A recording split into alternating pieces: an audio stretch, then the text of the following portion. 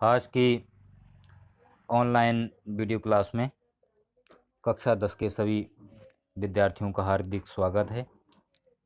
आज हिंदी विषय के अंतर्गत हम बात करते हैं डॉक्टर राजेंद्र प्रसाद के लिखे निबंध भारतीय संस्कृति पर। भारतीय संस्कृति बहुत ही सुंदर पाठ है ये। इसमें विद्वान लेखक ने अपनी विद्वत्तापूर्ण शैली में भारतीय संस्कृति और सभ्यता के बारे में बताया है। शुरू से पढ़ते हैं हम।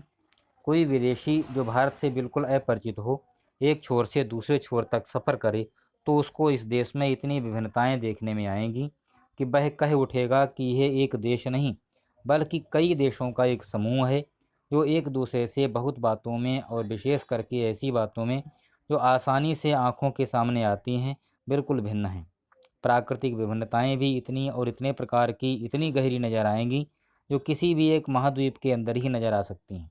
लेखक कह रहा है कि व्यक्ति अगर कोई बिल्कुल अपरिचित अनजान यहाँ आए तो देखेगा कि अरे अरे ये तो भाई बहुत एक देश नहीं, बहुत से ज़्यादा देशों का समूह है। प्राकृतिक विभिन्नताएं इतनी हैं, कहेगा अरे ये तो पूरा महाद्वीप है भाई।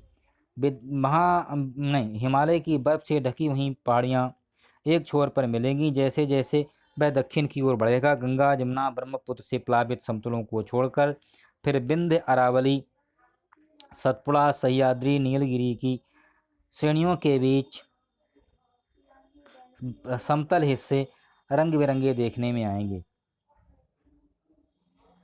पश्चिम से पूर्व तक जाने में भी उसे विभिन्नताएं देखने को मिलेंगी।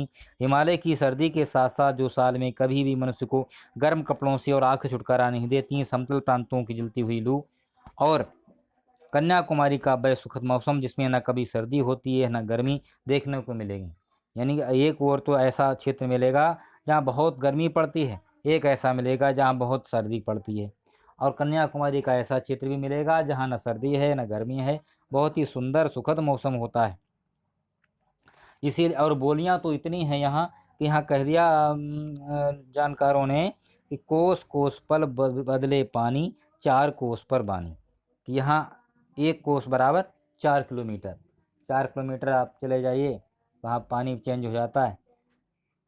कहीं 1 कोस पर पानी चेंज हो जाता है, 4 कोस पर आप जाएंगे तो बानी यानी बोली चेंज हो जाती है। कांट से अगर आप पश्चिम की ओर चले जाएं रामगंगा की ओर, वहाँ की बोली अलग है, पूर्व की ओर अलग है, हर जगह की बोली अलग है।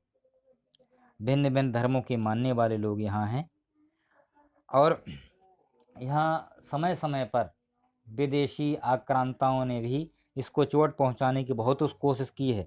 देखिए ये 52 पेज नंबर पर हम पढ़ते हैं। और बहुत सारे प्रयास भी उन्होंने किए, लेकिन वो संस्कृति हमारी आज भी वैसी ही कायम है, वैसी ही है जैसी पहले थी। इसीलिए कवि इकबाल ने कह दिया कि बाकी मगर है अब तक नामो निशान हमारा, कुछ बात है कि हस्ती मिटती नहीं हमारी, सदियों रहा है दुश्मन दौरे जमा हमारा। यानी कि हर युग में हमारे दुश्मन बने रहे हैं, लेकिन फिर भी हमारा अस्तित्व मिटा नहीं है।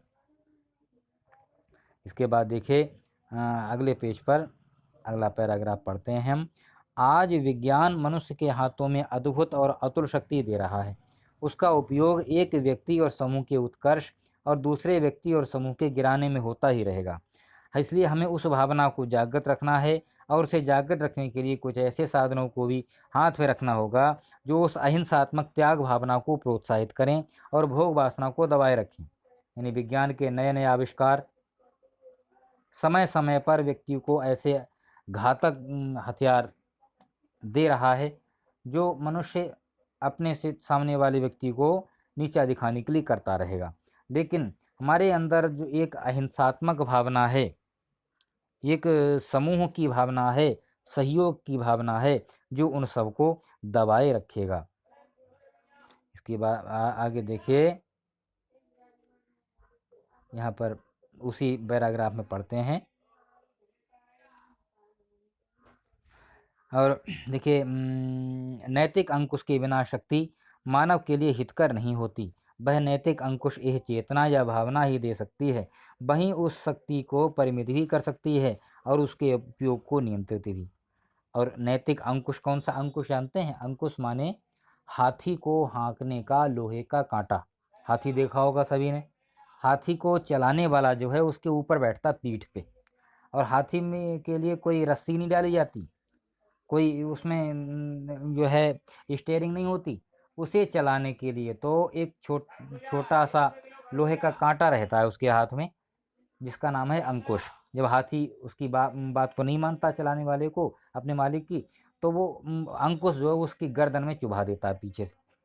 तो ऐसे उसको अंकुश कहते हैं। अंकुश माने रोकने का यंत्र। वर्तमान युग में भारतीय संस्कृति के समन्वय के प्रश्न के अतिरिक्त ये बात भी विचारणीय है कि भारत की प्रत्येक प्रादेशिक भाषा की सुंदर और आनंदप्रद कृतियों का स्वाद भारत के अन्य प्रदेशों के लोगों के लिए कैसे चखाया जाए। ये भी बात है कि भारत में जो चीज़ें अच्छी हैं वो और लोगों के लिए भी दिखाई जाएं। इन सब विषयों पर हमको इस प्रतिज्ञा के को ध्यान में रखकर विचार करना है जो इस भवन में शाहजहां ने उसके निर्माण के पश्चात खुदवा दी थी। यानी कश्मीर की बात कर रहे हैं। कश्मीर में जो उसने खुद जो भारत का स्वर्ग कहा जाता है, उसने भारत के लिए उसने कहा था, शाहजहां ने खुदवाया था अपने महल में कि गर फिरदौस बर रुए जमीनस्त, हमी अस्तो हमी अस्तो हमी अस्त। फिरदौस माने स्वर्ग। अगर पृथ्वी पर कहीं स्वर्ग है तो वो यहीं है, यहीं है और यहीं है। कहाँ?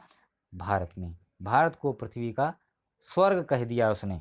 और ये स्वर्ग तभी स्थापित होगा जब अहिंसा, सत्य और सेवा का आदर्श सारे भूमंडल में मानव जीवन का मुख्य आधार और प्रधान प्रेरक शक्ति हो गया होगा। जब हम इन गुणों को अपनाएंगे तभी भारत जो है पृथ्वी का स्वर्ग कहलाएगा। आज के वीडियो में इतना ही। आप सभी इस वीडियो को ध्यान से देखें और समझें।